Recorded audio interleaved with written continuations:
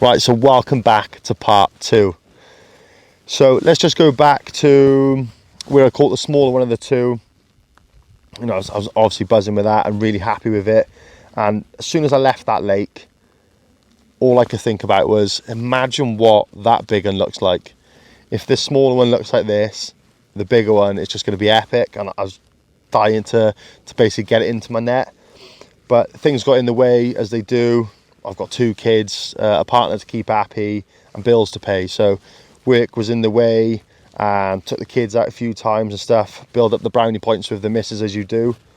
And I got given an opportunity, 3-4 hours fishing on a Sunday morning, and it was hammering it down with rain. I was thinking, oh, you know, do I even bother?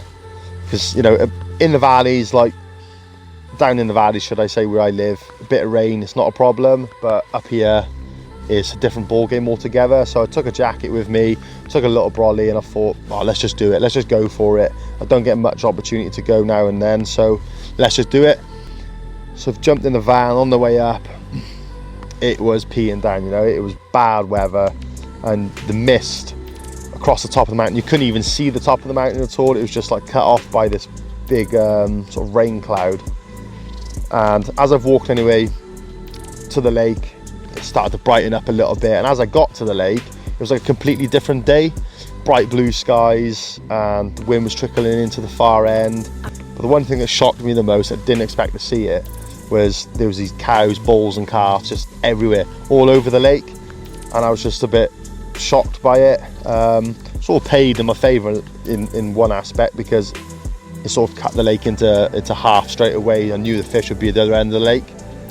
So walked around the lake, and here they were, right in the edge. I was up on that high bank again when me and Dan was watching them before, and I stood there for half an hour, 40 minutes watching them, and it was obvious taking that same route as where they were last time.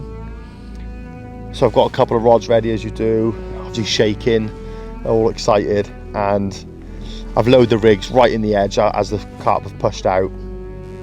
What I did different this time as well, instead of putting pellets out, I actually put out 2 of the soaked Baitworks Atlantic heats, real soft. I crumbed them up in my hands and literally just put a load of crumb over the top of the 12mm wafter, just so they had no other option, basically, either to have them small little crumbs or take that 12mm.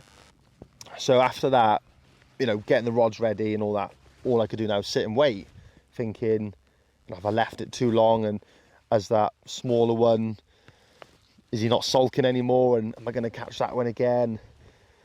So all I could see was basically down the valley was pitch black, this big cloud sort of building up, rain started coming down in the distance, and I was thinking, you know, this is proper going to hit me hard now. I'm going to have to build a little shelter. So I'm scrambling around, and I'm picking up stones, picking up these shrubs, and I've built like a little den, basically, enough to sort of get in and protect my kit, my camera kit especially, and, you know, cover myself basically from the elements.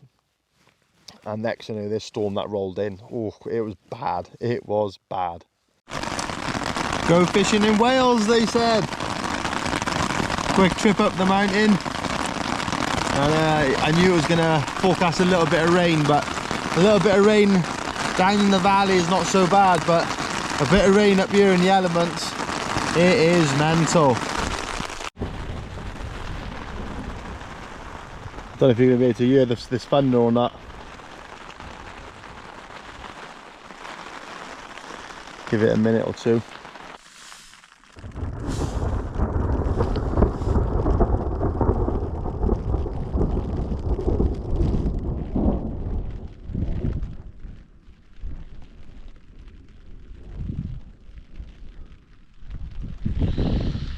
Oh.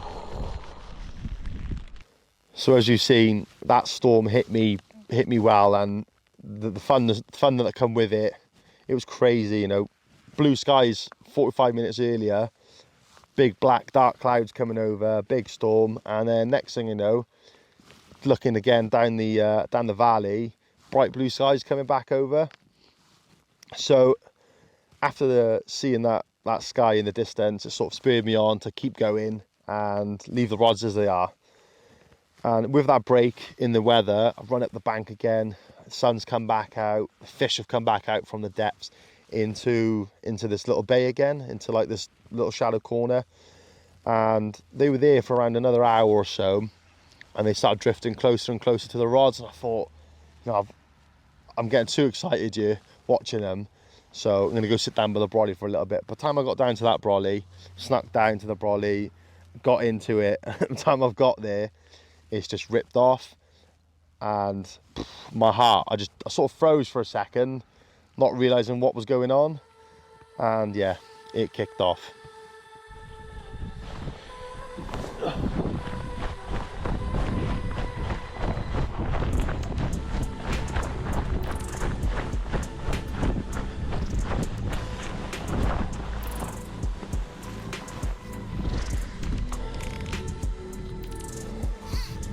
Oh my God, we're away.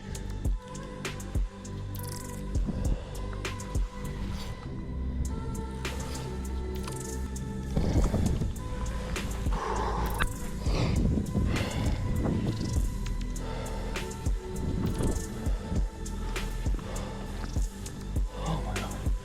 Oh my God. Oh my God. Come on.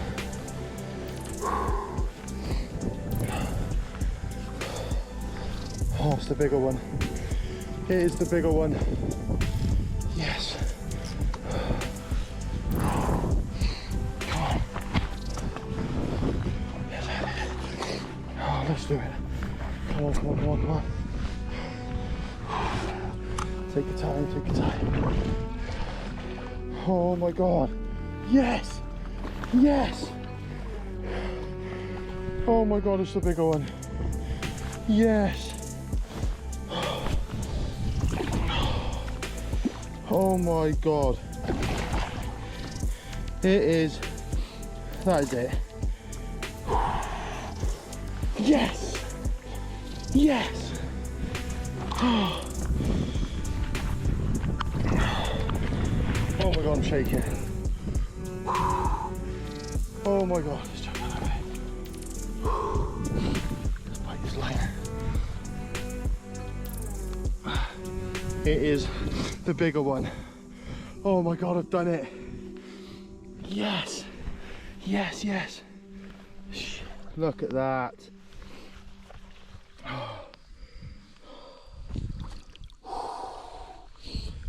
Oh my God.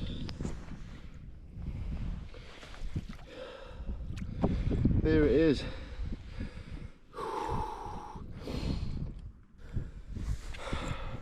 I don't think it actually knew. Look at me. Woo! Oh, yes. I don't think it actually knew what was going on. I'm stood where it was hooked. You know, a few inches or say a foot or so from the bank. And yeah, oh my God, I'm buzzing. I just don't think it knew what was going on. Oh my God. So as you've seen, that fight was like short, intense, and I've pretty much just run into the lake to go and land it. So after landing that fish, my head was gone. You know, I had to get signal straight away. It sort of clicked in my brain that I've got no signal, I've got hardly any battery, so I'm running around now trying to find signal. Alright, let's get some serious. Oh my God, mate. What a mental day. Come on, come on, come on. Stuck on the surface, yes. Done.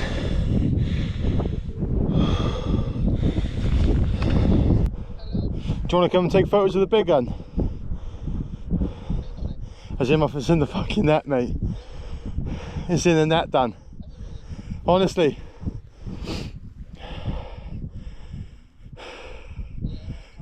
Mate, I'll mate, whatever, I'll send you money for fuel. I'm fucking soaking. Give me 2 seconds, I'll ring you back. 2 seconds, 2 seconds. Yes! So after talking to Dan and Alex, Could you hear this bike in the distance, this motorbike, and this lad's turned up to the lake to actually fish it, and this is the first person I've seen.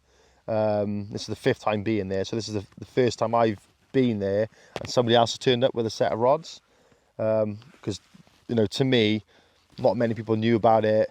This is the 5th time I've been here. I haven't seen a single person prior to this, so he's seen the net obviously propped up in the edge, and he was excited as me, to be fair to him. Real nice bloke, shook his hand. He wanted to see it, showed him the carp, and yeah, he shot off back on his bike and has gone somewhere else. So that was cool to see, and obviously a bit more interesting. And he told me a bit about the carp themselves, and a few other local lads told me a bit about it, saying that there was 9 carp that got stocked in there many years ago, and these are the only 2 that have survived. So anyway, I am over the moon with this carp right now. I'm shaking, I'm constantly checking on the fish. I'm waiting for Dan to turn up. The fish was well rested. I've packed all my stuff away, and again, you know, the sun's come out and it just looked, everything just perfect that day.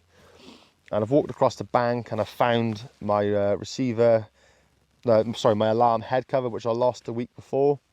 So that was a bonus, you know, everything was just lining up perfectly. Dan's turned up anyway, and yeah, it was brilliant, you know, good to have him there to help me out with the filming and stuff. So we've sorted the fish out and we've got it up onto the mat, and we were just mind blown. I can't believe it. I got given an opportunity to come up here today for a couple of hours fishing, and I've been rewarded big time. Check that out. 35 pound, 8 ounce of mega mountain mirror carp.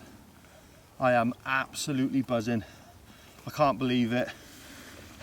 I'm just so blown away. It's a crazy, crazy carp. To think this is on top of the mountain, left alone with his mate, and I've had them both in 4 or 5 sessions, and that's not me bloating, but oh my god, this is my type of fishing, and this is a proper carp. Absolutely buzzing, cannot believe it. Let's get it back. Right, well, one last look at it. This is the side that you didn't get to see on the bank. Look at that. So yeah, that walk back after letting that carp go and seeing him swim off nice and strong, that walk back to that van was so easy. You know, it just flew by. I was honestly on cloud 9, and now all I can think about is what is next.